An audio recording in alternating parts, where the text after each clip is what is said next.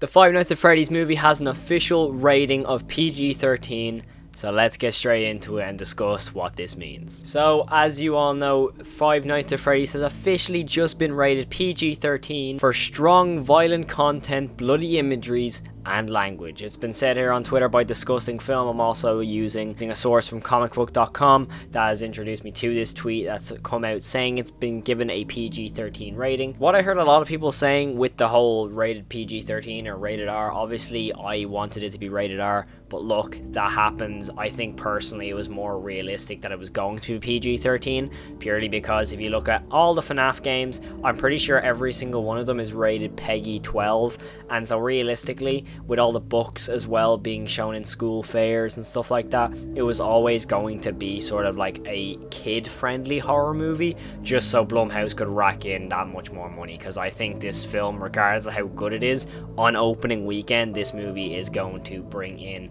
a lot of cash. And I feel like if they did make it rated R, they would have just cut off an entirely, massive chunk of the fan base. I know most of us, like myself, I grew up with the series. I think I was around 8 years old or 7 years old when the first game came out. I'm now 17, so obviously with that happening, it's a big chunk of us who are older, maybe, in their 20s, obviously wanting a more, gruesome and, lore-driven story, aren't going to get as much as we possibly want. But I heard a lot of people trying to say that, oh, Blumhouse are going to do what they done with Megan. If you do remember, Megan was originally going to be rated R until it got really popular on TikTok with the whole dance moves and stuff with kids, that they officially dumbed it all down to PG-13 so they could rack in more money, and inevitably released a rated R version on Peacock, which is basically the same thing what's happening with the Fnaf movie. It's going in cinemas and also on Peacock. Now, I personally think this was not going to be the case. I know I did say in a past video that I hope that's the case.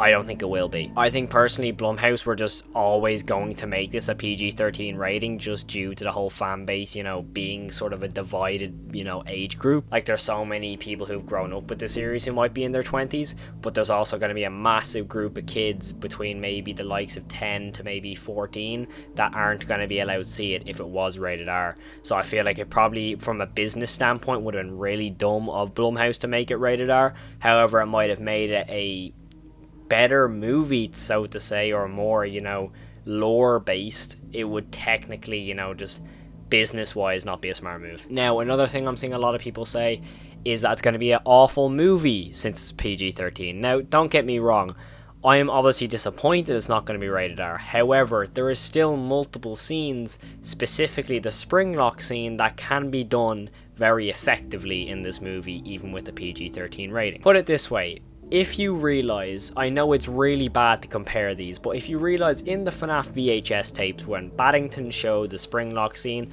all it was I think maybe 2 or 3 frames of actual Afton in the suit, and you heard the Springlocks.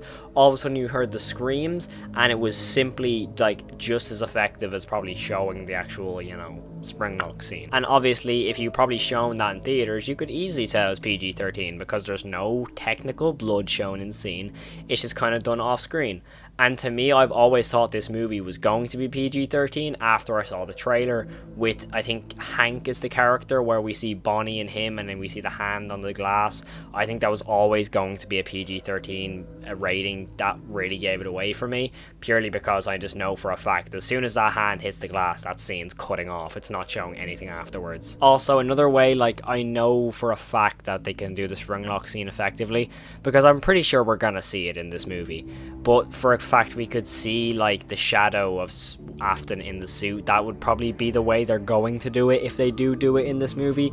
With Afton, you see maybe spurts of blood in shadows, maybe, but personally I just don't think it's gonna be as graphic as people thought.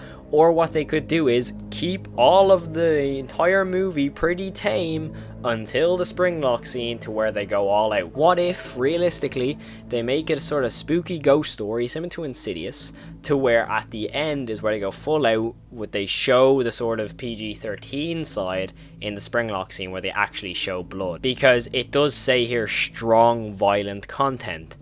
Now obviously that could be leading towards, the, how to say, child evaporation. I'm trying to make YouTube, deem that acceptable. But in those sort of scenes, I don't think we're going to get them. We won't, let's be honest. I think they're all going to be off-screen kills. Maybe it's like a kid going to the back room and the door closes, it cuts from that, and then to the next kid, same thing, door shuts, scream, maybe that's about it.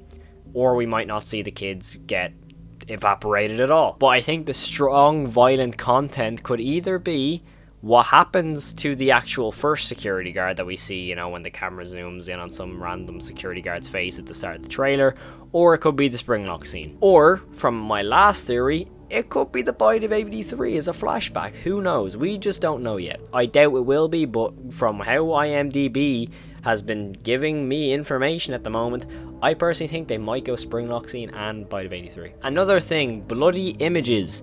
Now, we're probably wondering what would that really mean. To be honest, I'm probably nearly 100% sure it's going to be battle damage, like for the likes of Vanessa or Mike or maybe even Abby. I doubt Abby will get much battle damage just because she's a kid actor, but I reckon Mike will get some serious battle damage in this movie, considering he's going to go pretty much toe-to-toe with Afton. That never really ends well, except for this dude in this random VHS tape where he just karate kicks Springtrap. You know, you gotta rate it. Alright, pal. Piece of junk. For me, I think that'll just be battle damage. And language, of course, it'll probably be the odd, you know, one or two swears. Not much. We won't get an F-bomb, that's for sure. Or we could. I highly doubt it, but I doubt it. Let's be honest, it won't be an F-bomb. But there is definitely a lot of, you know, good horror movies that have, you know, benefited from PG-13. Personally, I think Scary Stories to Tell in the Dark is an excellent, you know, sort of creepy movie for PG-13. Same with Insidious, that's the one that everyone's going to name.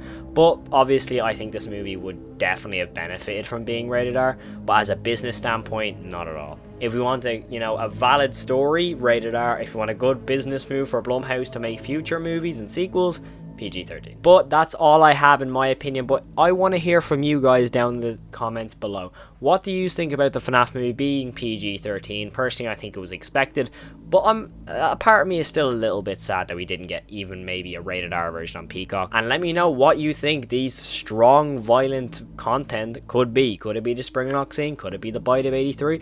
Or will we actually get the child evaporation in this movie? Who knows? But yeah, that's all from me. Thank you all so much for watching. Again, the support in the recent videos have been so amazing, so thank you all so much. Have an amazing day. As always, stay safe and peace. First shot of this episode, Tammy picks this house. Oh, what about that one?